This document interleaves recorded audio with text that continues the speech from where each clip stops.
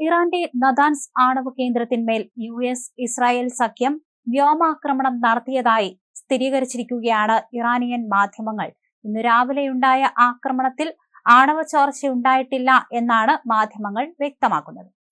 ഇസ്രായേലുമായുള്ള യുദ്ധത്തിന്റെ ആദ്യ ആഴ്ചയിൽ തന്നെ ഇറാന്റെ പ്രധാന ആണവ കേന്ദ്രമായ നദാൻസ് ആക്രമിക്കപ്പെട്ടിരുന്നു. നിരവധി കെട്ടിടങ്ങൾക്ക് കേടുപാടുകൾ സംഭവിച്ചതായി ഉപഗ്രഹ ചിത്രങ്ങൾ പുറത്തു വന്നിരുന്നു. എന്നാൽ ആക്രമണത്തിൽ വികിരണ ചോർച്ചയുണ്ടായിട്ടില്ലെന്നാണ് ഐക്യരാഷ്ട്രസഭയുടെ ആണവ നിരീക്ഷണ സംഘം വ്യക്തമാക്കിയത്.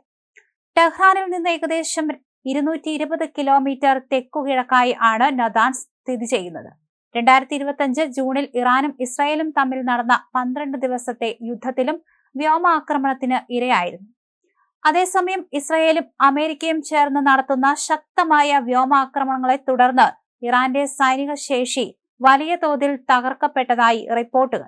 ഇറാന്റെ പ്രത്യാക്രമണ ശേഷി കുറഞ്ഞതായും യുദ്ധം അതിവേഗം അവസാനിപ്പിക്കുമെന്നാണ് യുഎസിന്റെ തീരുമാനം. ഇറാനെതിരായ യുദ്ധം അവസാനിപ്പിക്കാൻ ആലോചിക്കുന്നുവെന്ന് അമേരിക്കൻ പ്രസിഡന്റ് ഡൊണാൾഡ് ട്രംപ് സൂചന നൽകിയതിന് പിന്നാലെയാണ് ഇറാനിലെ ആണവ കേന്ദ്രത്തിൽ ആക്രമണമുണ്ടായത്. പശ്ചിമേഷ്യയിലെ സൈനിക നീക്കങ്ങൾ ലക്ഷ്യത്തിനരികെ എന്ന് ട്രംപ് കഴിഞ്ഞ ദിവസം പറഞ്ഞിരുന്നു. ഇറാനിലെ ഭീകരവാദ ഭരണകൂടത്തെ മാറ്റാനുള്ള ശ്രമം ലക്ഷ്യം കൈവരിക്കാൻ പോവുകയാണെന്ന് ട്രംപ് ട്രൂത്ത് സോഷ്യലിൽ അവകാശപ്പെട്ടു. ഇറാന്റെ സൈനിക ശേഷി ഇല്ലാതെയാക്കുന്നതിൽ അമേരിക്ക വിജയിച്ചു. ഇറാന്റെ ആണവശേഷി പൂർണ്ണമായും തകർത്തു. ഇറാന്റെ ഭരണ നേതൃത്വത്തെ തന്നെ ഇല്ലാതെയാക്കി എന്നിങ്ങനെയായിരുന്നു ട്രംപ് അവകാശപ്പെട്ടത്. ഇറാനുമായി വെടിനിർത്തൽ കരാറിലെത്താനുള്ള സാധ്യതയില്ലെന്നും ട്രംപ് കൂട്ടിച്ചേർത്തിരുന്നു. അതേസമയം ഹോർമോസ് കടലിടുക്കിനെ സംരക്ഷിക്കേണ്ടത് അത് ഉപയോഗപ്പെടുത്തുന്ന രാഷ്ട്രങ്ങളാണെന്ന് ട്രംപ് ചൂണ്ടിക്കാണിച്ചിരുന്നു. മിഡിൽ ഈസ്റ്റിലെ യുദ്ധം അറബിക്കടലും കടന്ന് ഇന്ത്യൻ മഹാസമുദ്രത്തിലേക്കും വ്യാപിക്കുന്ന കാഴ്ചയാണിപ്പോൾ കാണുന്നത്. ലോകത്തെ മുൾമുനയിൽ നിർത്തിക്കൊണ്ട് ബ്രിട്ടീഷ് അമേരിക്കൻ സൈനിക താവളമായ ഡീഗോ ഗാർഷ്യ ലക്ഷ്യമാക്കി ഇറാൻ മിസൈൽ ആക്രമണം നടത്തി. ഇതോടെ മേഖലയിലെ സുരക്ഷാ സമവാക്യങ്ങൾ പാടെ തകിടം മറിഞ്ഞിരിക്കുന്നു. ഇന്ത്യൻ മഹാസമുദ്രത്തിലെ തന്ത്രപ്രധാന കേന്ദ്രമായ ഡീഗോ ഗാർഷ്യയ്ക്ക് നേരെ ഇറാൻ 2 മധ്യദൂര ബാലിസ്റ്റിക് മിസൈലുകളാണ് തൊടുത്തുവിട്ടത്.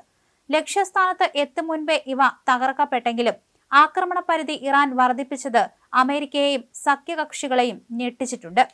ശ്രീലങ്കയ്ക്കും മാലദ്വീപിനും തൊട്ടടുത്തുള്ള ഈ മേഖലയിലെ യുദ്ധകാഹളം ദക്ഷിണേന്ത്യൻ രാജ്യങ്ങളെയും ആശങ്കയിലാഴ്ത്തുന്നു. കഴിഞ്ഞ ദിവസം അമേരിക്കൻ യുദ്ധവിമാനങ്ങൾക്ക് ഇറങ്ങാൻ അനുമതി നിഷേധിച്ച ശ്രീലങ്കയുടെ നടപടി വലിയ ചർച്ചയായി മാറിയിരുന്നു. ഇറാന്റെ ആക്രമണം ഭയന്നാണ് ലങ്ക ഈ തീരുമാനമെടുത്തതെന്നാണ് സൂചന.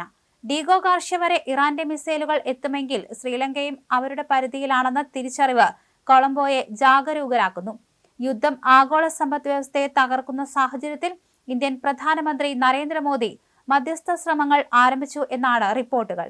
സൗദി അറേബ്യ, UAE തുടങ്ങിയ ഗൾഫ് രാജ്യങ്ങളിലെ ഭരണാധികാരികളുമായി മോദി കഴിഞ്ഞ ദിവസങ്ങളിൽ ഫോണിൽ സംസാരിച്ചിരുന്നു.